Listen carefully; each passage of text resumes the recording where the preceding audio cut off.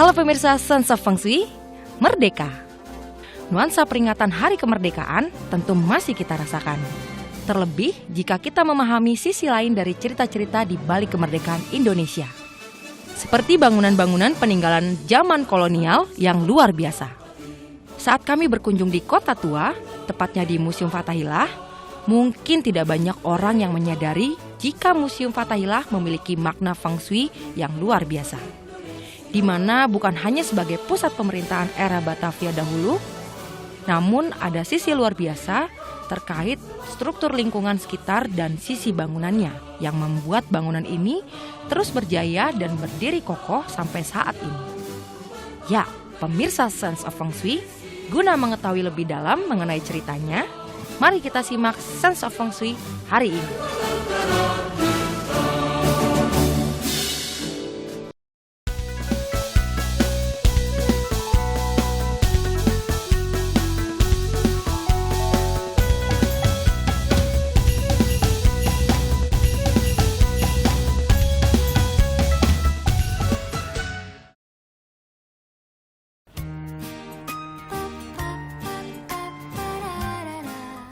Pemirsa, nah apa kabar Anda hari ini?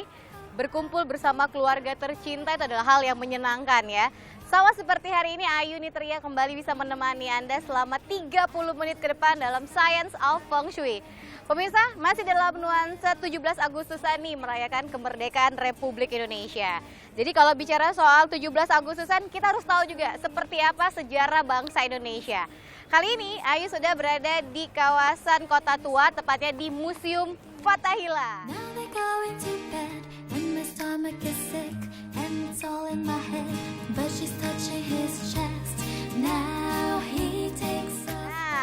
kalau bicara soal museum, pasti kita sebagai bangsa yang besar harus menghargai jasa para pahlawannya. Dan yang menariknya lagi kalau biasanya di episode-episode sebelumnya kita datang ke rumah, terus juga kita datang ke kantor atau juga ke klinik ya. Tapi kali ini kalau dilihat, nah menariknya Science of Feng Shui episode kali ini kita berada di Museum Fathahillah. Pemirsa, sama seperti Ayu pasti juga pengen tahu seperti apa keadaan dalam dan juga keadaan luar kalau dilihat berdasarkan ilmu Feng Shui. Tapi kali ini Ayu mau kasih tahu lihat dulu nih seperti apa komentar para pengunjung dan juga masyarakat terhadap Museum Fathahillah. Ini dia.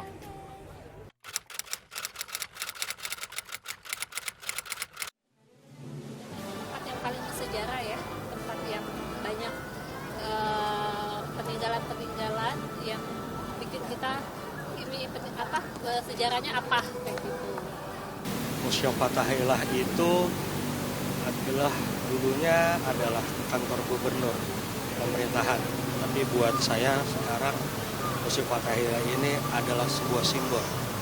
Itu simbol untuk berpikir, simbol untuk memaknai dalam arti sebenarnya apa dan juga untuk memberikan semangat bagi saya bagaimana dulu ada orang yang duduk di dalam gedung itu dan berpikir mengenai bagaimana memajukan kota ini.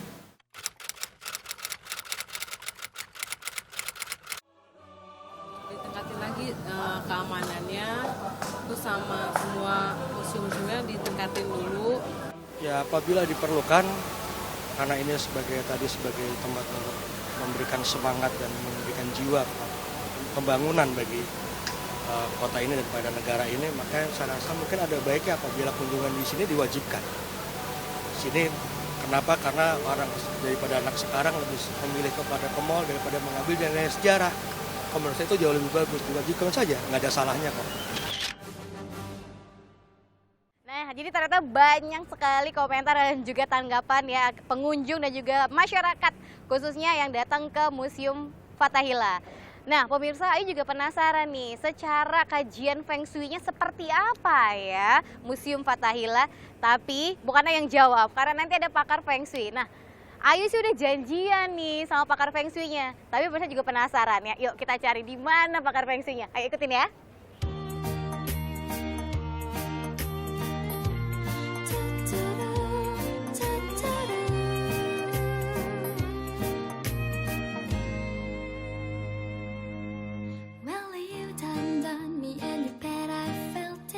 Try to be chill, but you're so hot that I melted. I fell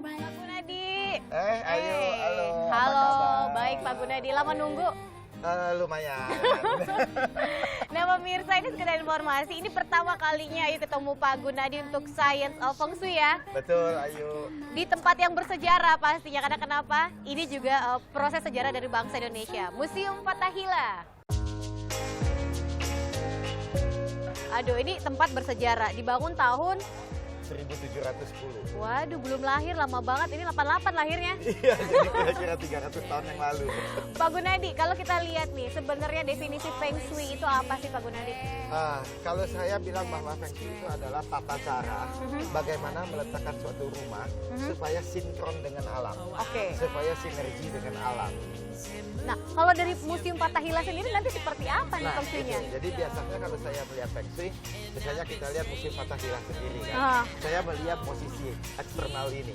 Saya melihat posisi di mana gunung, di mana sungai, ini Feng Shui-nya menghadap kemana. Nah, tadi saya sudah ukur sebelum kamu datang tadi, ternyata gedung Fathahillah ini menghadap 340 derajat, jadi kira-kira barat laut. Jadi kalau kita lihat matahari ada di situ. Waduh, pantesan ini panas-panas lagi hot-hotnya banget ya. Nah, Betul. pemirsa Science of Feng Shui juga penasaran kan secara detail seperti apa Museum Fathahillah kalau dilihat dari kacamata Science of Feng Shui. Pak Gunadi, kalau dilihat dari kacamata Feng Shui sendiri, definisinya apa sih? Jadi kalau ngomong Feng Shui itu adalah bagaimana tata cara, bagaimana mengatur rumah atau memposisikan suatu rumah supaya sesuai dengan kondisi lingkungan di luar. Nah, jadi biasanya kalau saya melihat begini, saya melihat posisi gunung ada di mana, posisi sungai ada di mana, gedung ini hadap kemana. Oh, secara alam semesta berarti Secara ya? alam semesta. Jadi dalam satu ini saya lihat, misalnya untuk gedung Fathahillah ini saya melihat di Gunung Salak sama di daerah puncak. Karena aliran air mengalir dari situ turun sampai ke laut sudah Kelapa. Waduh, ini menarik banget ya, pemirsa juga pasti penasaran ya secara globalnya Feng Shui, ternyata Museum Fathahillah juga bisa dilihat secara Feng Shui ya. Bisa, satu kota pun juga kita bisa lihat secara Feng Shui, satu pulau pun kita bisa melihat secara Feng Shui, di mana kondisi yang bagus, di mana kita mesti taruh suatu kota, di kota ini apakah akan maju, bagaimana ngatur tata letaknya dia. Nah Pak Gunadi, ini kan kita ada di luar nih, secara eksternal luar, secara Feng Shui-nya apa yang Pak Gunadi bisa kasih info dan juga pemirsa yang ada di rumah? Tadi saya baru hitung-hitung, jadi Ayu datang, kasih saya waktu sebentar. Tadi saya cuma ngelihat sebentar bahwa kebetulan gedung Fathahillah ini menghadap 340 derajat, menghadap ke arah barat laut. Jadi kalau kita lihat matahari bersinar terik sekali. Wah, ini lagi hot-hotnya nih pemirsa. Saya lihat dulu sebentar, ayo kita lihat ke sana. Oke, langsung ke sana ya. Iya. Nah pemirsa jangan kemana-mana, kita langsung lihat ya. Yuk, sini ya Pak. Ya.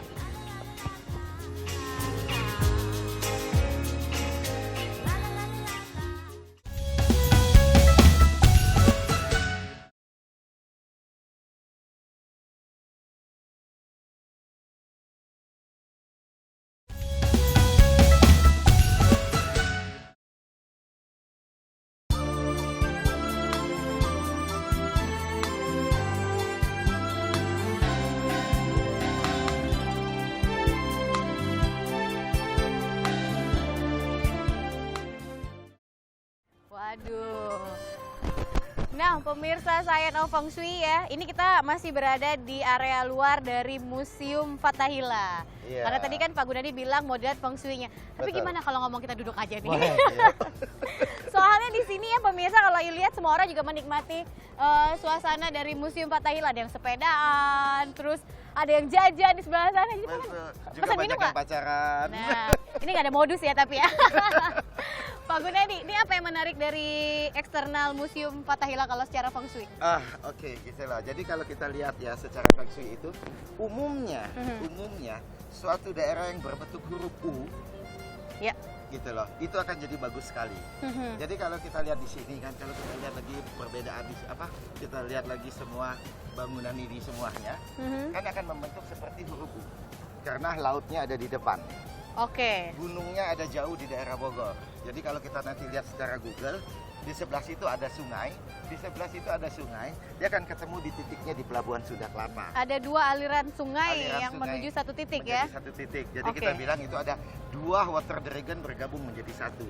Jadi biasanya kalau dua aliran sungai bergabung jadi satu, daerah sini akan maju sekali.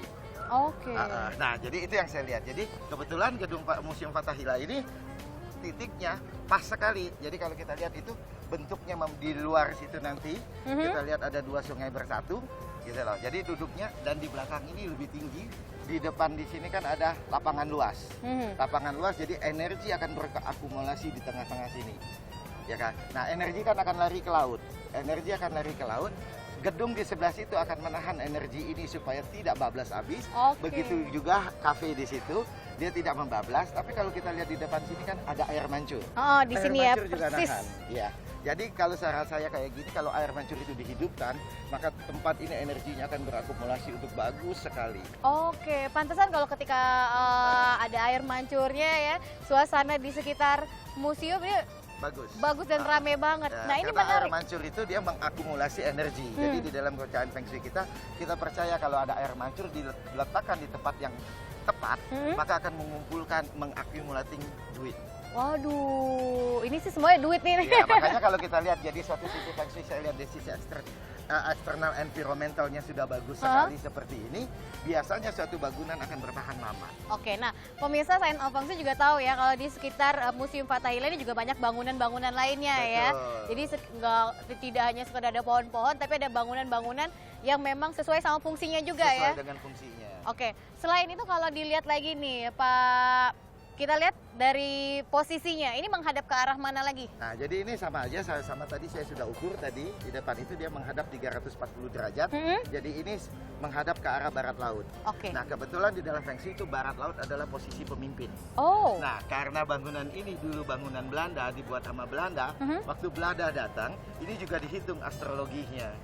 Jadi bangunan ini, nanti bangunan Istana Negara, kantor gubernur, dengan Bappenas sekarang ini membentuk satu garis lurus. Oke. Dan itu mempunyai maksud tertentu daripada Belanda waktu datang di sini. Jadi kalau kita recap lagi dari Museum Fathahillah nih pemirsa Science of Feng Shui, terus menuju garis lurus lagi ada Istana Negara. Kita tarik garis lurus lagi Di kantor gubernur, dan satu garis lurus lagi Bappenas. Bappenas. Di Terakhir Taman baru Kota ada Pulau Sunda Kelapa. Kelapa ya. Iya. Waduh. Jadi itu sudah direncanakan dengan baik. Jadi mungkin waktu Belanda datang dulu ke sini, mereka bagaimana bisa bertahan lama. Dan sebagai saksi sejarah, kita tahu bahwa Belanda menjajah Indonesia selama 3,5 abad. Nah, ini menarik nih. Kalau biasanya kan Ayu datang ke rumah ya, pemirsa juga tahu kan episode-episode sebelumnya, biasanya perhitungannya menggunakan tanggal lahir si pemilik rumah. Betul. Tapi kalau dari museum ini sendiri nih, Pak Gunadi menggunakan metode apa? Sama aja. Jadi kalau misalnya kita menghitung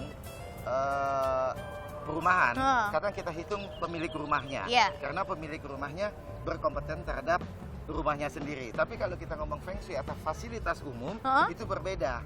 Jadi saya mengandaikan bahwa kita berdiri di bumi, ini ada langit, ini kan ada rumah. Dan rumah ini kita menghitung seperti seolah-olah makhluk hidup. Jadi kita menghitung bagaimana rumah ini berkolaborasi dengan bumi dan berkolaborasi dengan langit, sehingga antara langit, rumah, bumi, rumah dan langit menyambung menjadi satu. Oke, berarti Nah, kalau kondisi ini bagus, baru si manusia semuanya yang masuk dihitungin. Manusianya pas nggak dengan rumah ini. Oke. Jadi kalau misalnya tadi Ayu tanya untuk museum, saya cuma mendesain atau melihat bangunan ini bagus atau tidak. Yang sudah ada ya? Yang sudah ada. Nanti siapa yang masuk di sini, kalau cocok, dia akan Dia sangat menyenangi tempatnya. menyenangi tempat ini. Kalau tidak cocok, dia tidak merasa tempat ini Oke, menyenangkan. berarti benar kalau ada filosofi di mana langit dipijak, itu langit dijunjung ya? Betul. Oke, nah Pak Gunadi, ini kan secara eksternal Museum Fathahillah sudah dilihat perhitungannya memang luar biasa sekali ya Betul. ternyata. Tapi Ayu udah sangat penasaran nih, internalnya seperti apa? Oke, jadi kalau kita lihat internal, kita harus lihat desain internalnya harus match terhadap lingkungan luar. Oke. Lingkungan luar ini harus match terhadap luar satu kota, bagus atau tidak. Jika itu bagus, makanya bangunan ini akan bertahan lama sekali. Makanya kita lihat Museum Fathahillah sudah sampai 300 tahun. Luar biasa. Nah, pemirsa Science of Feng Shui juga penasaran ya secara internal seperti apa Museum Fathahillah. Yaudah, tapi jangan kemana-mana, tetap bersama kami di Science of Feng Shui. Dalam ya Pak berarti. Oke, ayo kita lihat ke dalam.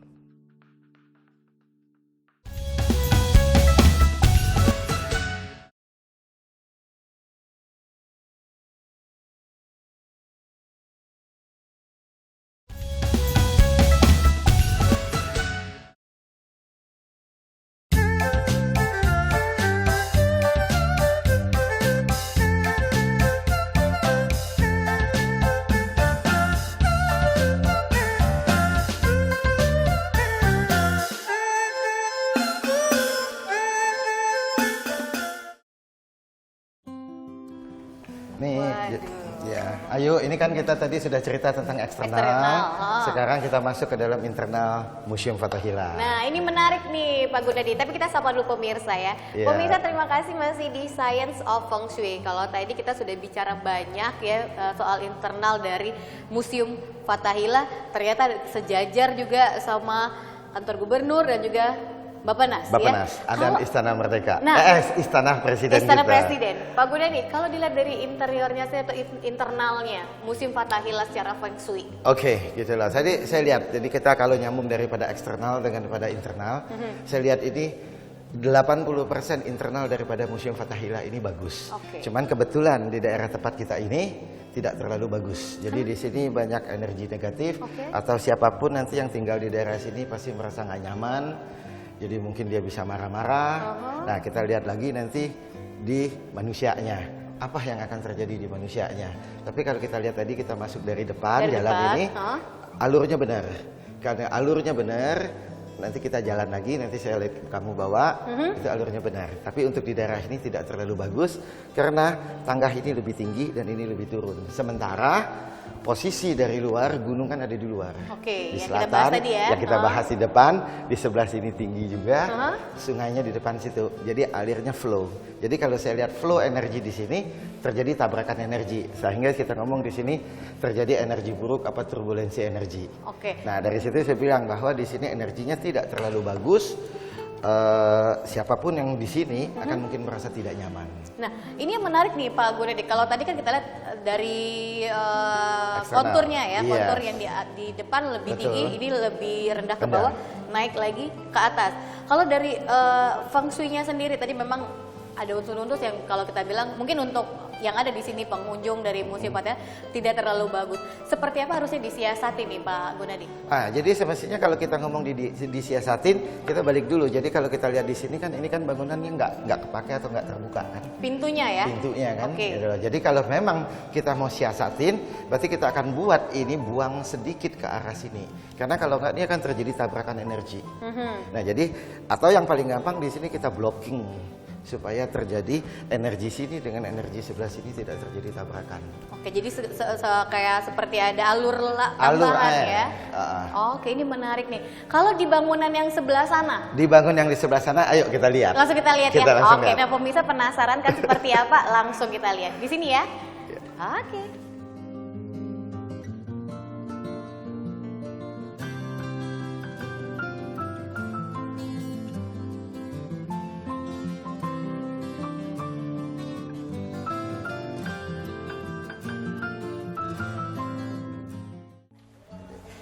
Pak Gunadi, kita ada di area depan lagi ya.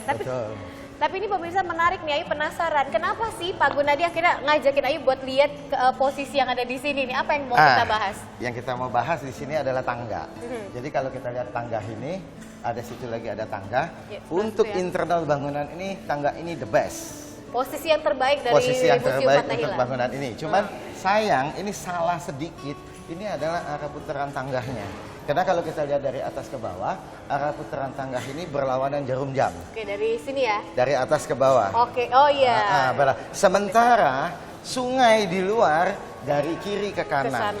Karena di situ gunung, di situ sungai. Jadi harusnya kalau dulu saya mendesain, saya akan membuat tangga tetap di sini, cuman arah putarannya aja yang berbeda, searah dengan aliran sungai.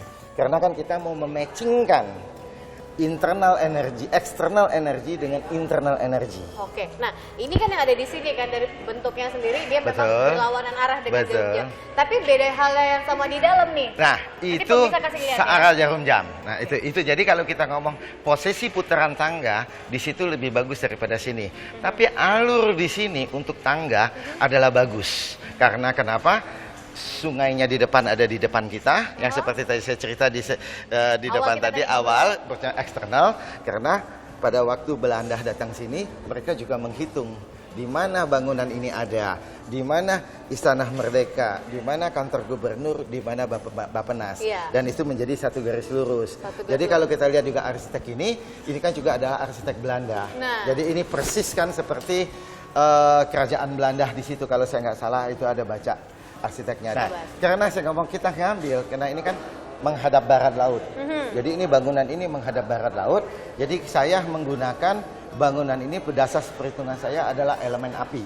Oke. Jadi kalau di dalam Feng Shui elemen api itu perpaduan daripada zodiak, macan, kuda, dan anjing. Wow. Nah, macan, kuda, dan anjing membentuk elemen api. Nah, macan adalah dari awal kehidupan, kuda adalah tingginya kemakmuran, dari puncak kemakmuran, sementara anjing adalah kita ngomong kubur. Jadi aliran air mesti mengalir keluar. Jadi saya lihat tangga ini bagus sekali karena energi mengalir dari selatan, sungai sampai ke laut, eksternalnya, tangganya, internalnya pas masuk ke sini alirannya. Cuman yang saya sayang sedikit adalah putaran tangga ini. Jadi kalau kita lihat putaran tangga ini, pemirsa, ini berlawanan jarum jam. Ya, diturun ke sini ya. Betul. Berlawanan. Tapi sebaiknya searah jarum jam karena mengikuti aliran sungai. Nah, ini kan udah terjadi nih ya Pak Gunadi. Ya, pemirsa juga pasti pengen tahu seperti apa cara meminimalisir supaya hal-hal yang lain yang negatif, tapi kita bisa dapat yang lebih baik lagi gimana? Ini sebenarnya tangganya bagus, cuman saya ngomong quality-nya aja reduce. Jadi untuk itu udah bagus sekali quality, kecuali elemen tangga ini salah. Misalnya tangga ini dibuat di situ. Nah, itu salah. Di bagian situ itu adalah salah. Bagaimana mereduce? Yang paling gampang adalah saya memblocking chi-nya. Kalau kita tidak bisa memindahkan tangga. Karena kalau tangganya sudah kita mau bongkar kan pasti mahal sekali, butuh waktu yang lama dan repot. Jadi biasanya dengan kondisi itu saya meminimalisir dengan memblocking aliran energinya. Nah, pemirsa, ini bangunan ini kan Museum Fathahillah. Kalau pemirsa udah pernah ada ke sini, ini luas banget ya. Masih ada lagi yang mau kita bahas, Pak Gunadi? Kita bisa lihat lagi yang di bagian luar. Oke, berarti kita lihat ya seperti apa secara Feng Shui kalau di bagian luar. Yuk Pak Gunadi, kita lihat sini aja ya.